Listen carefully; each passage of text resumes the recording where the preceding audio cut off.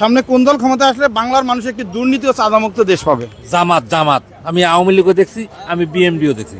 একমাত্র জামাত হোক, যে এই যে হুজুররা কি করে, এরা রোজানা আমাদের কথা কয়, হ্যাঁ, কোরআন কিতাবের কথা বলে, ঠিক আছে। তো এই যে হুজুররা দুর্নীতি করলে তো হলে আবার আওয়ামী লীগের মতো আবার ভাগ দেব, বুঝলেন না? এটা কি ভোট দিবেন না এমনি? জামাতের ভোট দেবো, জামাত। শুনেন, আমি পাকিস্তান দেখছি, আমি বাংলাদেশ দেখছি, বঙ্গবন্ধু দেখছি, জাতীয় পার্টি দেখছি, তারপরে সব আদার্স পার্টিগুলো, জামাতে ইসলামী দেখছি, মানে সব পার্টিকে দেখছি। কিন্তু এখন আমার মৃত্যুর আগে আমি জামাতকে দেখতে চাই ক্ষমতায়। এটাই আমার মানে শেষ ইচ্ছা। মানে সব তো সবাইকে মানে সবাই স্বার্থ নিয়ে গেছে। কেউ আবা ভবন বানাচ্ছে, কেউ আয়না ভবন বানাচ্ছে, কিন্তু এখন জামাতকে কি বানায় এটা দেখার জন্য অপেক্ষায় আছে। ইসলামী সরকার, জামাতে ইসলাম বিশেষ করে, এবং ইসলামী সমস্ত দলগুলা এক হইয়া দেশের একটা সুন্দর একটা সরকার আমরা চাই। এরা কি চাঁদাবাজি বা দুর্নীতির সাথে যুক্ত না?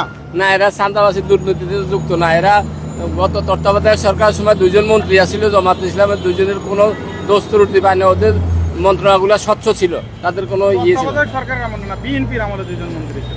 হ্যাঁ, তত্ত্বাবধায়ক সরকার ধরছে, কিন্তু গত তত্ত্বাবধায়ক সরকার না ধরতে পারে না। আর আওয়ামী লীগের সব পালাইছে।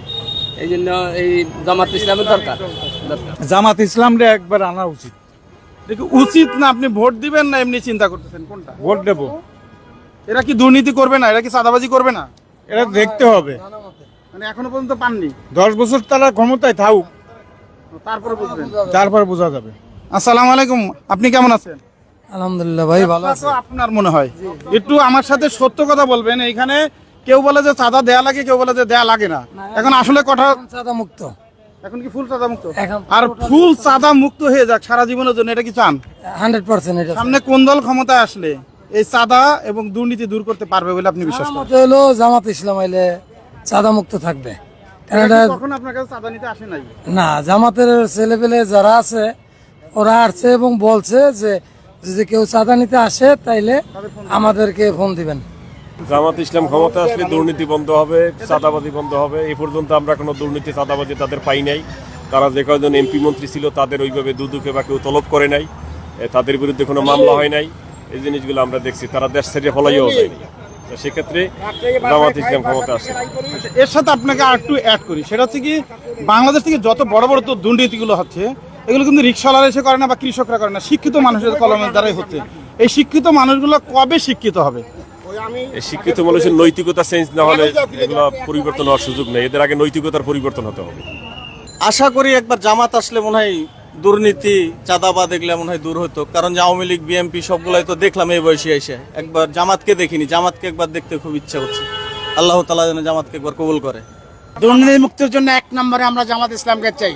আজ পর্যন্ত জামাত ইসলাম আমার কাছ থেকে চাঁদা নেন নাই? না, এই পর্যন্ত তারা কোনো চাঁদা নেয়নি, আশা করি আল্লাহর মতে নিব না। তারা কোরআন থেকে দেশ শাসন করবে, এতে আমরা খুব খুশি। যদি আল্লাহ তাকে ক্ষমতায় নেয় আমরা দিব। আমাদের ভাই বেড়াদার, ফ্যামিলি, আমার আত্মীয় সবাইকে নিয়ে আমরা জামাতকে ভোট দিতে চাই ইনশাআল্লাহ। এই রাস্তা দিয়ে আসলাম, কেউ বললো চাঁদা দেয়া লাগে, কেউ বললো দেয়া লাগে না, কোনটা সত্য? এটা স্যার সব কিছু এটা বলা যাবে না স্যার, এটা সমস্যা।